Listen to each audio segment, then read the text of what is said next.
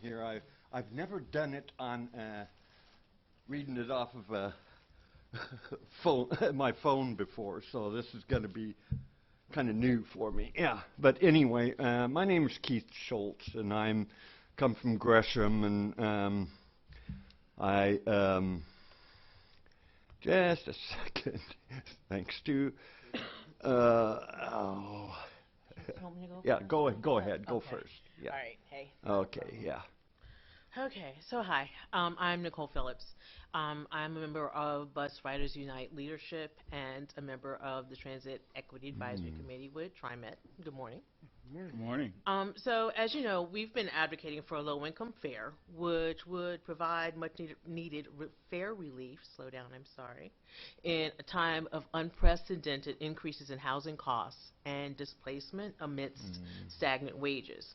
And while we concede that fare evasions have increased, we also acknowledge the drastic socioeconomic changes Portland has experienced in a very short time. It's just harder now for people to pay fare. I was able to attend one of the low-income fare meetings, and I have to say I was very impressed by the sheer thoughtfulness around the table as everyone discussed the best ways to implement a low-income fare that serves the largest amount of people as possible. The final question was not if this will be done, but how will we pay for the $11.3 million price tag when it is implemented. So I was surprised when I learned that TriMet has budgeted about $11 million to build a permanent police presence in the convention center area. The center will be located steps from the Rose Quarter and 2 stops from the Lloyd Center, which, as detailed in PSU's report on racial disparity, are the #1 and #5 enforced and police stops on the system. Currently, a $175 citation combined with the possible exclusion and the disastrous interfering with public transit charge makes this area several blocks long trap for those of us out here struggling to survive. We can discuss the source of the funding for this new police station until we're blue in the face. But nothing can distract us from the fact that while we are discussing the best ways to pay for a low-income fare that will help so many Portlanders and their families and decriminalize fare evasion, TriMet is simultaneously committed to entrenching fare enforcement and policing that we already know disproportionately penalizes transit-dependent riders. What's going to happen to those riders when transit police have a nice, comfy base of operations? Will this facility have space for immigration?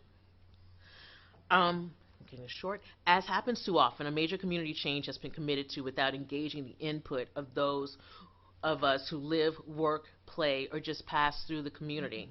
In the interest of transparency and fairness, I employ TriMet to have community forums before the board decides to have this transit police facility built. Thanks. My name is Warren DeSonia. I'm not a great public speaker, but I'm going to take a good shot at it. I also happen to be a resident of 162nd Avenue. This service is long overdue. I will draw your attention to the map over there on the wall, and my question is, how are you going to do the 162nd schedule? If you are serious about developing this route as what I call a feeder route, the first bus from the Cameron stop up there should hit the Max line about 5 minutes before the first Max comes out of the Gresham Central, out of the 197th Avenue station. From both ends, also going down, same thing from the other end. That one should be coming up from there, and again, hit it at least 5 minutes before that first Max comes out. As for your options there, A and B, I would recommend option A because you get more people that would want to shop at Fred Meyer, and that's the only shopping center around in that area. And same goes with this planned route. I haven't heard much on it for 148. Started early in the morning, hit it with the same first Max, gets out there. Any route that is a feeder route that's going to cross the Max line, it should, the buses from each end should hit that Max stop, that particular Max stop, at least several minutes before the first max goes by there. And this is not the only route that you have crossing max. You have them all throughout the system. So you should adjust your schedules to that point. You would get more ridership that way. So Fred Meyer closes at about 10 o'clock, if I remember correctly. So I would run this route at least that late. Executive Director of the Rosewood Initiative. We're a nonprofit community development organization with a community center located at Southeast 162nd and Stark. We want to emphasize to you today that we need high quality service in our community, which is in the middle of an area that currently has no north-south connection for 2.9 miles. We have some of the most vulnerable community members in the Portland metro area, and many of them are transit dependent.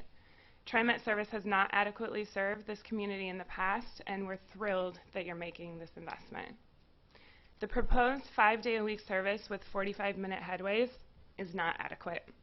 We're asking for 7 days a week, frequent service that runs 18 hours a day.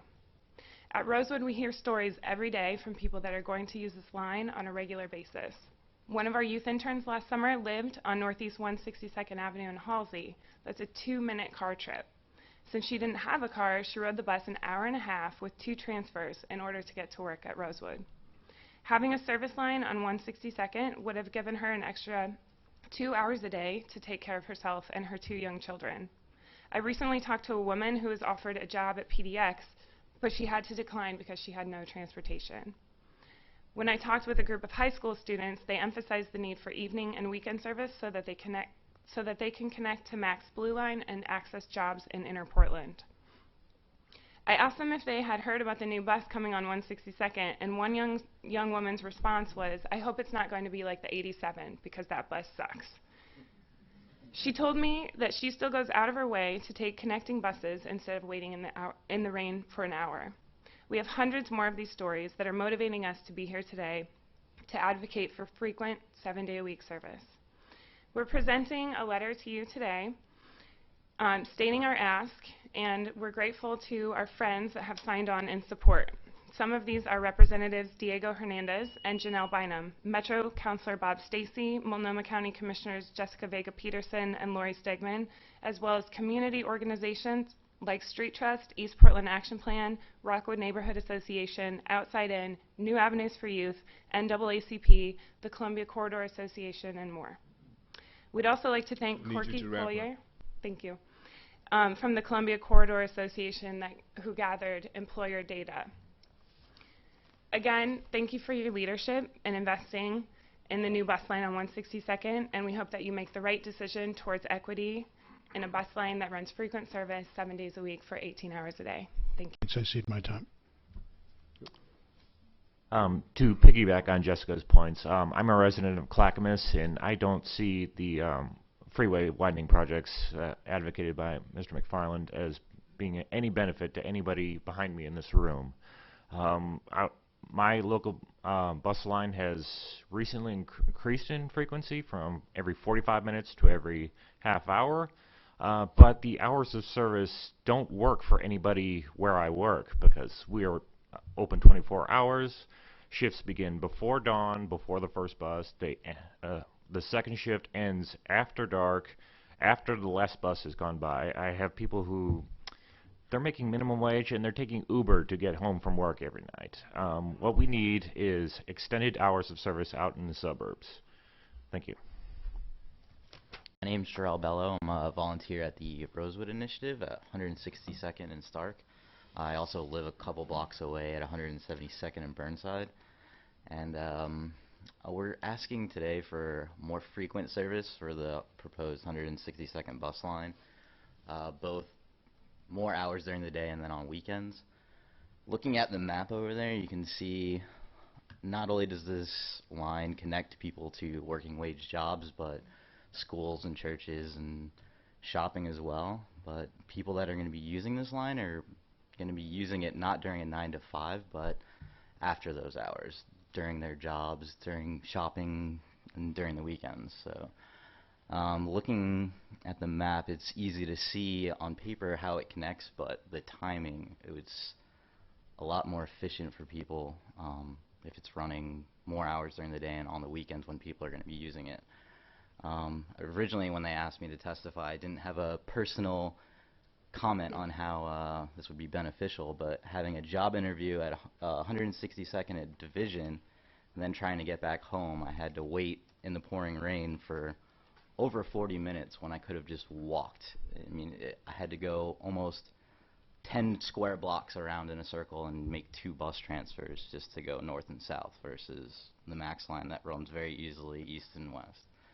So again, just asking to increase the number of stops on the bus line and have weekend service to better serve the people that are going to be using it. I'm Paul Jeffrey. I'm a daily Trimet user and resident of Portland. I use the Blue Line every day with a bike trip on either end, just so you know where I'm coming from. I want to elaborate a little bit on Jessica's comments. Induced demand. I cannot believe we need to debate this anymore. The science is there. It's been as consistent as the science on global warming. That is overwhelming. The science shows that when you increase the capacity of roads, you gain at best 4 years of reduced congestion. And then the congestion returns at greater levels of auto use, making it worse than the original congestion. So it comes as a surprise that a transit agency, not ODOT, promotes freeway widening. It shows a distinct lack of vision, leadership, and care for the health and future of the region. A transit agency could be proposing that our public money be used to build the kind of service that will reduce congestion by adding new riders to the transit network, the kind of riders who are currently stuck in traffic because of the lack of alternatives, the kind of riders who want high-quality service before they get out of their cars. That's what a transit agency should be doing. Thank you. Thank you. My name is Allison Dennis. I've been a bicycle commuter and transit rider in Portland for the past 12 years, and I want very much to see Portland continue to invest in bike and pedestrian infrastructure and transit access. My ability to reliably move around the city without owning a motor vehicle has been vital to my quality of life and allowed me to afford to keep a roof over my head during times of economic hardship. However, the truth is that Portland remains a largely auto-centric city, and there's been a lack of political will in recent years to dramatically steer away from auto-centric infrastructure and development. Bus service has also been cut while fares have risen, and non-motorized transportation has become less convenient. I personally found navigating the city on bike and on foot to be noticeably more frightening and nerve-wracking as the population has boomed, while bike, walk, and transit mode shares have not kept up. I've long been what Peabot would call a strong and fearless commuter. I commute by bike most days and in most weather while also using transit for some trips. But I've even felt my enthusiasm flagging lately due to the worsening road conditions and physical limitations due to chronic illness. This has also made me more transit dependent. However, I have a strong desire to remain as active as possible, and I firmly believe that active transportation should not be something only available to fearless, young, and able-bodied people. We must do better, and we must provide multiple accessible options, and especially as more people are being priced out of the central city and need better transportation options. Additionally, if our region wants to meet regional goals for decreasing emissions, creating safer streets, and reducing congestion in the face of massive population growth, it is adamant that we prioritize active transportation options and disincentivize auto dependence. This is why I support the call by a coalition of advocacy groups, including Opal, Oregon Walks, and more, for a balanced regional transportation budget that devotes equitable funding for active transportation options rather than prioritizing freeway expansion. Thank you. Thank you. I live in Southwest Corridor, so looked at the proposals with, I guess, some hope about Southwest Corridor. And when I look at things like light rail and what it's done for Portland, I have hope for Southwest because I myself ride a bicycle most every day and am frequently endangered by Trimet drivers. I've got a daughter who has a youth pass and uses TriMet. I use it myself regularly. But what I'd like to see TriMet advocating for, rather than more single occupancy use vehicle modes, including transportation network companies. I really truly believe the Ubers and Lyfts of the world are probably the big elephant in the room that nobody wants to talk about and the greatest threat to you. My point being is you can't advocate for highway expansion in your role. You need to advocate for more dedicated rights of way. More dedicated rights of way for freight, more dedicated rights of way for people trying to get to where they're going, so that TriMet can do more innovative things like using the interstate or the bigger highways when it needs to get people to go where they want to go. So you can compete, you can expand your user base, and you can partner with other modes that are more sustainable, like bike sharing and walking. Thank you. Thank you. A member of Bike Lad PDX and an organizer with Portland Tenants United. And I'd like to echo what Jessica Engelman said about active transportation, what Paul Jeffries said about induced demand. I'd like to add a few points. Over the past few decades, the mode share of single occupancy vehicles has been on a steady decline. You can see the slope. It's gone from the high 60s down to 57%. So General Manager Neil McFarlane said that we need to prioritize building lanes or capacity for single occupancy vehicles when the long-term trajectory of this mode is decreasing. So given the climate change priorities of this community, the desire for more sustainable transportation, I strongly protest that attitude, and I believe it is in conflict with the goals of TriMet. I would also like to point out that, as you know, there have been many people that have moved to Portland. This city is one of the fastest growing metro areas. And that growth has been met with an increase in active transportation mode share use according to the census. So you need to be prioritizing active transportation. And by that I mean walking, biking, and the use of mass transit.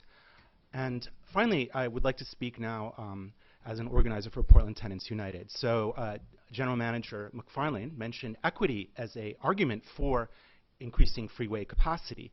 And I would like to say that that makes absolutely no sense. As tenants have been displaced from central Portland and forced to move to the periphery of Portland and outside of Portland, they have lost the transportation options that they predominantly use. So low-income people are the least likely to own a car, the least likely to have a functioning car, and the most likely to walk and to use transit. So I think that from an equity perspective, prioritizing freeway expansion makes absolutely no sense. Thank you. I'm a TriMet user. I find it timely that just yesterday on OPB, in the program Here and Now, John Orcutt of Transit Center in New York was interviewed. He cited Seattle and Houston as places that were improving their transportation situations by coordinating all transportation aspects: rail, bus, pedestrian, and bicycle infrastructure. Coordination is the key to success in their cities. I look to TriMet to be a leader in bringing this coordinated view to fruition in Portland, not just supporting the narrow, more highway capacity view. I recommend that this board listen to Orcutt and take his message to heart. Thank you.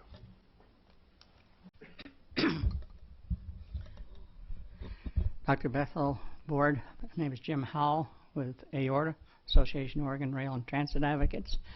We also are rather dismayed of TriMet supporting freeway work. You've heard many of the reasons. I would like to suggest that there are specific transit projects that would be less costly, more effective, and obviously would generate fewer greenhouse gases than these projects. Specific projects. Some projects that go back to the 1980s. I worked at TriMet as a planner in the 1980s, and I worked with the general manager, Neil McFarland, when he was working at Metro. We had a plan called the 1990 plan. That 1990 plan has peripheral bus service on I-205 for 1990. This was being done in the 80s. It's still not there. There isn't one bus operating on 205, and consequently, 205 is a clogged mess. That's one project that you haven't done that's been on the plans for a long time. The second is you're widening 217. Well, you already built a parallel service on 217. It's called West. The problem is with West, it doesn't run frequent enough. It doesn't run on weekends. It's a parallel line. If that line were upgraded to light rail, like say an extension of the red line, you basically would do far more in reducing traffic on I-205 than any $500 million widening project. Thirdly, your big project, this $500 million project, which would turn out close to probably $1 billion when it's finished, is the Rose Quarter project. There is an alternative. There is a transit alternative to that. It's called the East Side Connection. There has always been a suggestion that there should be a light rail connection between the Rose Quarter and Telecom Bridge. If there was there, one of the problems with north-south transit is there's no viable north-south way of getting through the region. This would solve it. And I have a few little handouts I'll give you. Thank you. Thank you, Mr. Okay. Good morning, TriMet board members. I'm sure most of you remember me. My name is Keith, and I am the chair of the Action Planning Team with Bus Riders Unite. For the past 17 years of my life, I've been living in East Portland, where we have been asking you to improve services for our community there. You have taken the first step in improving services by announcing a new line on 162nd Avenue, a line that community members have told you we need for a long time. Our concern is that TriMet is setting up the line for failure. I don't know why TriMet believes that our needs end on Friday and begin on Monday, because they are also not adding weekend services to this line. Transit is needed 7 days a week.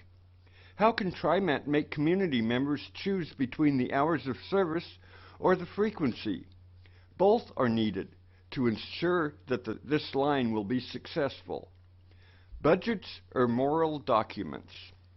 The values that TriMet is showing us are not the same as those in the community. If you were to ask what community wants, they will tell you they need better service and more affordable, not a transit police facility. These resources can be better utilized by improving the service on the new line on 162nd Avenue. Instead, you are using money that could go to operations to pay for the bond on this new facility with interest. We acknowledge that transit ridership is going down across the country, including here. But there are two cities who have had an increase in ridership. Seattle and Houston have seen increases in ridership after redesigning their bus networks to make them more frequent and accessible. Perhaps TriMet could learn something from our neighbors to the north. They seem to be several steps ahead of us in several areas.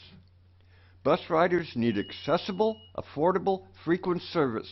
We do not need you to criminalize low-income riders. Thank you. Dr. Bethel. Good morning, TriMet Board. Good morning, Neil. Good morning, everybody.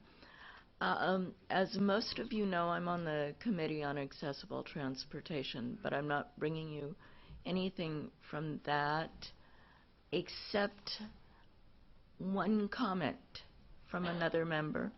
And he mentioned that his wife had been trying to get out from the Airport Max station, and the Max train came in 5, 10, 15, 20 seconds later.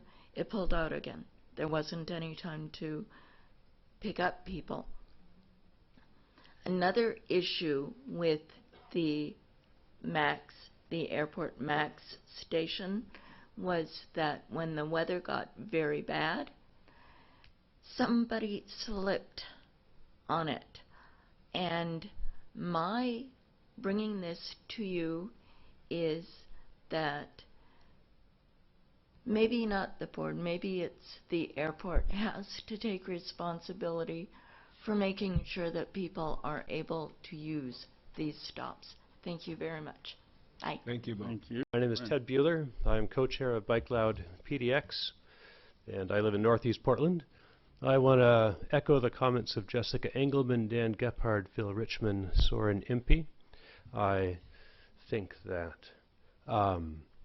and Neil, I believe we sat next to each other at the Mayor's 2010 Safety Summit. So it's good to see you again.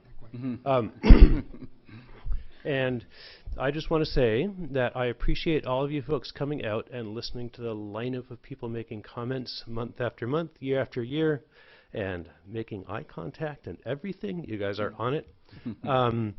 And I think that Portland did a wonderful job in the early 1980s when funding for highway expansion via the Mount Hood Freeway was diverted to the one of the country's first light rail lines, the Gresham Max line, which you folks are now the proud inheritors of, and you folks made Portland your predecessors made Portland history, and you also set a very important precedent across the United States of America that the answer was not expanded freeways, the answer was expanded transit service. Many other cities have followed Portland's lead, and they all appreciate the work of your predecessors. I would encourage you folks to be equal or more revolutionary than they were in the early 1980s. I think this is a great time to say we don't need more freeway expansion. You'll get induced demand. You folks can find studies about induced demand. I'm sure you have years of transit studies showing how ridership will go up if service is improved. This is a great time to show your leadership and say, region, we're not going to lay down more concrete. We're not going to cause years of additional congestion through road construction and bridge expansion. We're just going to provide additional transit like they do in Canada and places like that. And we will move all the people in this region that want to move around. Thank you. Thank you. Thank you. My comments should be pretty short. I think TriMet should be advocating on behalf of transit riders, not on behalf of drivers. Freeway widening as proposed in the transportation package is a very expensive benefit for mostly suburban drivers, disadvantaging TriMet riders and people that need the transit service, and working against our community's goals. And I want you to ask yourself why should we spend scarce transportation dollars on ineffective projects that will lead to more driving? I think instead we should invest in more frequent service to serve all of our residents. Thanks. For listening to all of our comments. I'm a health economist at OHSU. I'm not speaking for OHSU, but just for me. I just want to, there was a lot said about or against highway expansion. I want to, if you need it, add another reason why this is not a good idea, and that is the health implications of too much driving. It is connected to preventable disease such as diabetes, obesity, cardiovascular disease. Driving leads to pollution in cities, and pollution also has negative health implications, especially for children. And I'm a father of 2 little children, and I'm concerned about this kind of connection. So I think you can make a difference here. You can make a difference here by moving people away from streets, from cars, and onto public transit. And I think that's your mission. And one suggestion I have, I think it came out in a couple of comments, but maybe this is some sort of a good productive way to go. There's 4 transportation priorities to keep the region moving. I think you can come up with 4 transportation priorities that are around TriMet and bus services and rail. We heard a lot of them. I heard a lot of them. I made some sort of a list. Extended hours was one. The east side connection was one. The southwest line you already have in there. You can come up with 4. Bring them to the table, and then we'll see what comes out of it. Thank you. Thank you. Manager McFarland. I'm just speaking in support of the comments made by Ms. Engelman and others who have spoken out against TriMet's support for freeway expansion projects. In particular, I wanted to echo Ted Bueller's comments about Portland's past successes in recognizing that we can't build our way out of congestion. That's an approach that doesn't work, and it's an approach that contributes to the livable and economically robust and walkable city that we all enjoy today. And so I'd urge you to continue to promote those successes rather than reverse them in the future. Thank you. Thank you.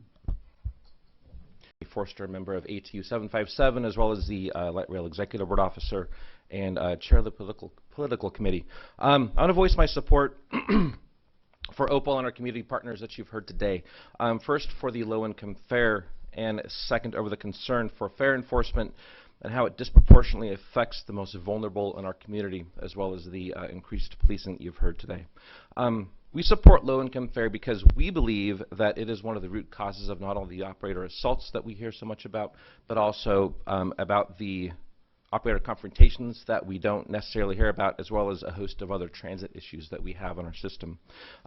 We oppose police expansion for a couple reasons. One, because increased police does not typically mean actually a safer transit system. It doesn't mean lower operator assaults. It doesn't mean safer passengers. At this point, I think it only means more fare enforcement.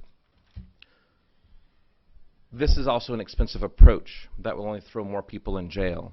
It's shown to, and that is actually even shown to disproportionately affect the most vulnerable of us. And we need more community approaches like rider advocates, like more training for supervisors on how to de-escalate situations, more training for operators, for bus and rail operators, solutions that have shown to work, not the same solutions that have not worked. That's called insanity. More police does not mean more safe. We all want a safer transit system serving all of our communities, especially the disadvantaged, the people that are working their rear off trying to lift them and their family out of the desperate situations that they're in. We need to be here for them, here for our operators. We need to make this work for all of us. Thank you. And board members, and my name is Marion Haynes. I'm here on behalf of the Portland Business Alliance.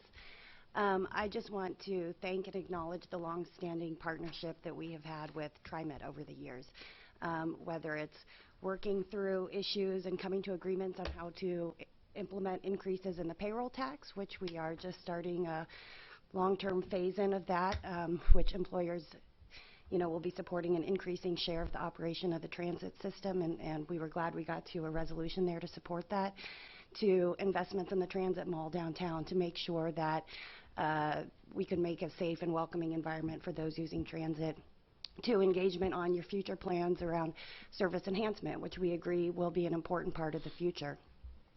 Congestion is a growing issue in the Portland region. It's an issue for those both within the region, but as we've learned as part of the ongoing conversations about state transportation package, it impacts people throughout the entire state, particularly businesses trying to move freight and goods that get stuck in the congestion here in Portland as well.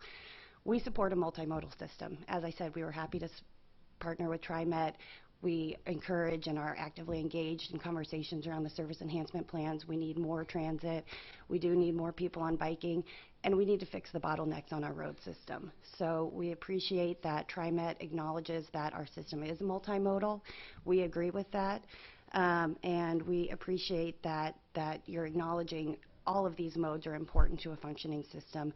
These are clearing up specific identified bottlenecks on the system, not major highway expansions, and it's important that we do all of these things to create an efficient system for moving both goods and people. Thank you. Thank you. Thank you. Harry Waters, and I'm here on behalf of the Native American Youth and Family Center, as well as the Transportation Justice Alliance. I'm here because of your unacceptable decision to prioritize funding for transit police. Criminalization of transit riders within the Native community has been a long-standing issue of pressing concern.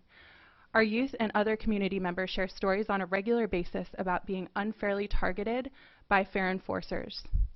It is very disappointing to hear that, despite common knowledge regarding unfair targeting and the widely publicized PSU study on racial disparities in citations, that Trimet sees this as a reasonable move. Our community was a part of the Hot Pass engagement process a little over a year ago, during which we explored low-income fare as mitigation for the negative impacts of e-fare on our community. We were very pleased to hear that Trimet heard us and is exploring an expanded low-income fare program. Through our conversations with TriMet staff, we have heard that TriMet really wants to make this happen, but just doesn't have the money available. With the $11 million currently directed towards this police facility, TriMet is making a statement about its values. I have a hard time believing that TriMet is having such a hard time finding the money for low-income fare when it easily finds funding for further criminalization of our people who are already experiencing devastating disparities across all areas of life. I hope that you take into account the voices that you've heard today and throughout this budget process. Please do the right thing. Remove increased funding for transit police from your budget. And as a resident of Southwest Gresham and a rider of Bus 87, I can confirm that the service sucks. I can ride my bike to the 9, 4, or max, but for those with mobility challenges, this simply doesn't work. I recently got a notice that this line will be fractured in the near future, so I want you to please prioritize East County service. Offer the frequent and extended service times for the bus line on 162nd Avenue. Do it right the first time. I also echo the concerns from other community members about prioritizing freeway expansion projects. This is backwards thinking and does not promote the interests of our region as a whole. So finally, please pass the low-income fare program and do it quickly. Thank you for your consideration. Thank you. Thank you. Reverend Dr. Bethel and members of the board. My name is David Bouchard, and I'm the chair of the Research and Advisory Committee with Bus Riders Unite. We came here today to talk about some of the concerns that we have with the 2018 budget. We've always said that budgets are moral documents. What you fund demonstrates to us what your values are. It is clear, based on your budget proposal, that TriMet values are not aligned with the values of our community. We want TriMet to demonstrate a commitment to make transit more affordable and accessible instead of criminalizing low-income riders. You have prioritized the construction of a transit police station and increased the number of fare inspectors to the tune of $11.5 million in a location that is right across the street from where almost 20%, one moment, sorry about that, that is almost 20%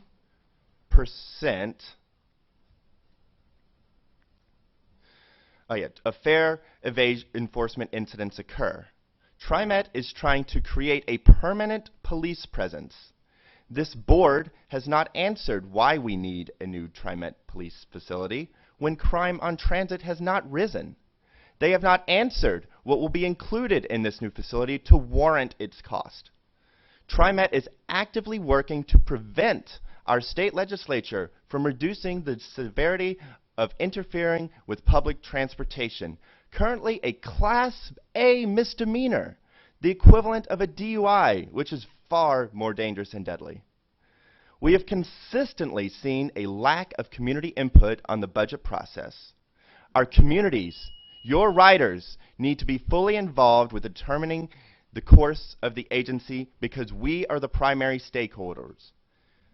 Therefore, TriMet needs to implement community involvement strategies and an equity analysis which will ensure that our feedback is incorporated into spending proposals well in advance of the budget's adoption. Show us that your values align with your riders and do not pass this budget without rigorous public involvement. Thank you. I'm Hui Ong, Executive Director of Opal Environmental Justice Oregon.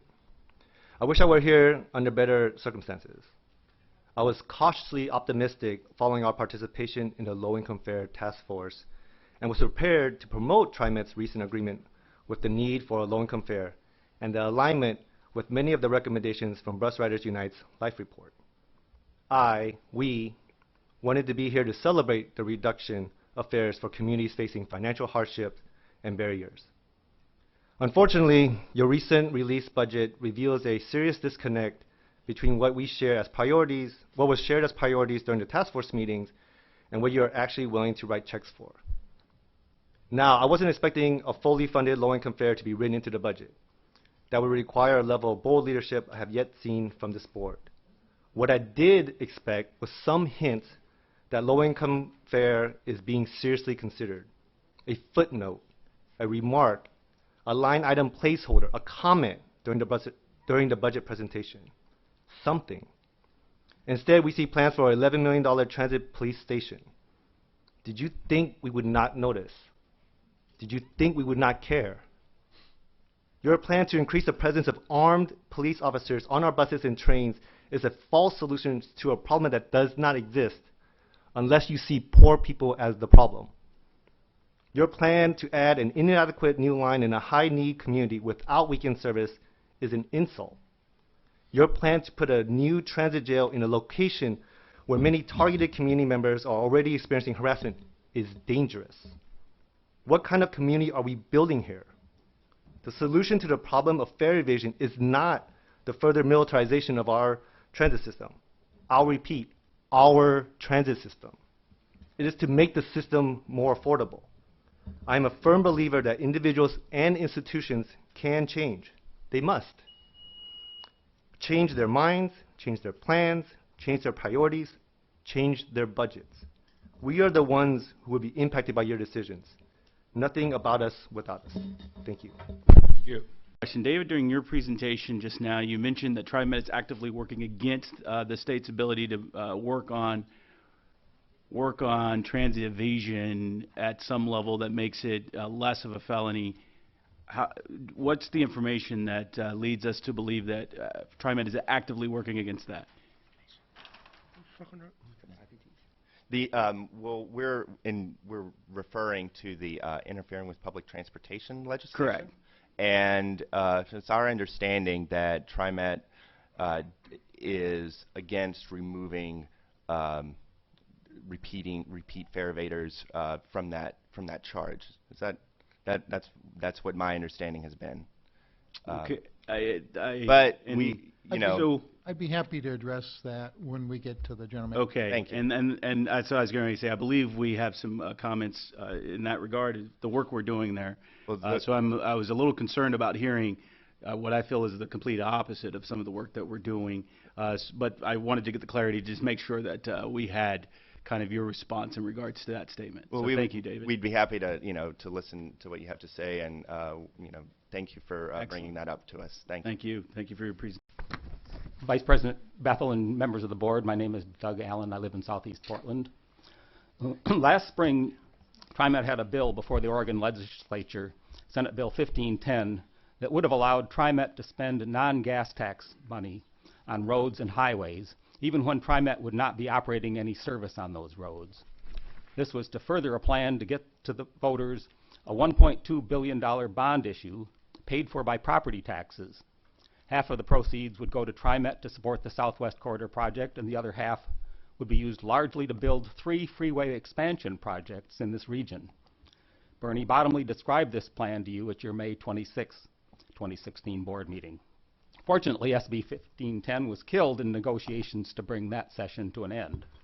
Unfortunately, it appears that TriMet's support for the freeway expansion projects is continuing. I say unfortunately because the world is increasingly endangered by climate change from greenhouse gas emissions, and our new national administration has washed its hands of the problem, meaning that state and local governments such as yourselves must step up. In Oregon, roughly 40% of greenhouse gas emissions now come from the transportation sector. Oregon is no longer on course to meet our goals for greenhouse gas reductions. We have dug ourselves into a deep hole, and we must stop digging. It is commonplace to agree that we can't build our way out of congestion. I heard Mayor Wheeler say this in public only last week. In fact, all efforts at reducing congestion result in both increased traffic and increased greenhouse gas emissions. TriMet must set a new course. There are reasonable mass transit alternatives to these freeway expansions. I ask you now to shelve this outrageous proposal for a $1.2 billion bond issue in 2018 and go back to the drawing board in cooperation with other local governments, which I feel your 2018 proposal is out of step with what other local governments would prefer to do. Thank you very much. Laura Olson. I would like to use TriMet more often. I live right off Burnside and there's limited service. With our rents doubling and being forced farther away from our jobs and friends, we can use the help that TriMet can do by extending the low-income fare. The Department of Human Services already does the paperwork for you. My SNAP card actually has my name imprinted on it now, and you can verify this information on the website. Just print in the card. I also want to mention, as a former property manager, the company I used to work for would not rent to anyone who had a misdemeanor. So I think the fare evaders, you need to decriminalize that, because we already have enough barriers for renting homes and apartments and houses. I do get Lyft services, and I would like help with my $74 a month pass. My rent's gone up $64 in the last 14 months, and I get a total of $735 income. It's a good thing I have a Section 8 voucher. And that's pretty much it, other than I think you can find a cheaper place to put your law enforcement center. There's an empty building on 125th and Southeast Powell. Thank you. Thank you. My name is Jessica Engelman. I'm one of the co-chairs of Bike Loud PDX, and we are here today in protest of Neil McFarland's February comments that appeared to be in favor of interstate expansion funding. And regardless of the context or the reasoning behind these comments, the reality is that the message the public heard is, oh look, even the bus and the train people say we need to expand the highways. So obviously it's true, we got to do this thing. And I don't believe that is the message you want to convey, but that is the message that is now out there. And you know, some people might say, well, compromise isn't a bad thing. 20 years ago, maybe even 10 years ago, compromise would have been just fine. It would have been savvy. But the reality is that the public world, or the government and the political world right now is unprecedented. It is, I mean, it's just strange new times. And we need bold solutions. People in this room want bold solutions. We're all from completely different organizations here to talk about completely different issues, but our message is the same, which is we need to start moving forward to make up for all of the lack of progress that we had for decades, because we have some amazing growth pains in this city right now, and we need some bold solutions to move forward with those. We would like a TriMet board and a TriMet general manager who shares our goals for a bold future. Thank you. I've been advocating for non-auto transportation for 30 years in Portland, and I am too. I'm surprised and disappointed that TriMet's general manager is advocating for 3 freeway widenings. 217 Abernathy Bridge and the Rose Quarter. None of these roads has bus lines on it. All of these projects would incentivize an increase in auto travel, by providing more auto capacity. And if we, as a region, want to reduce auto trips, we need to keep focusing on that, not on widenings. If it's a matter of freight capacity, then we should take auto lanes and repurpose them for freight. We could do transit-only lanes if we had bus lines on those freeways. We don't, but any widening that doesn't have specific lanes like that is just adding to more auto travel. I was on the advisory board for the Rose Quarter project, and you know, it's not going to improve things on the surface for pedestrians and bicyclists either. It's the whole, in the 2 years of that process, the whole focus is getting the cars out of the Rose Quarter after the game. So there's all these ramps and things, and yes, pedestrian and bicycle facilities are woven around the edge, but it's not an improvement even on the surface there.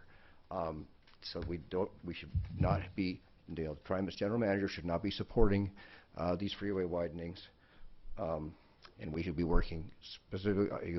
TriMet manager and the board, of course, should be working specifically on increasing transit capacity, not auto capacity. Thank you.